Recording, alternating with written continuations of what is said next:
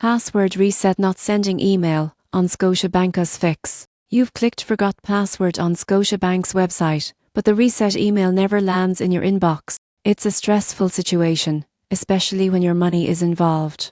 But don't worry, this issue is common and easy to solve once you know the steps. Start by checking your spam or junk folder. Scotiabank's reset emails often come from no-reply@scotiabank.com. Many email providers automatically mark these as potential spam, especially since they contain security links. Use your inbox search bar and type Scotiabank to be sure it's not hiding. Next, double-check that you enter the correct email associated with your account. Many users accidentally use an old or secondary email, especially if they've switched addresses since first registering. If you're certain the email is correct, add a Scotiabank.com to your safe sender list. Then resend the reset request and wait up to 15 minutes. Scotiabank's servers sometimes experience slight delays during peak times. If you're using the mobile app, switch to a computer browser and clear your cache or cookies before retrying. Some devices store outdated login data, which can block the reset process. Till no luck,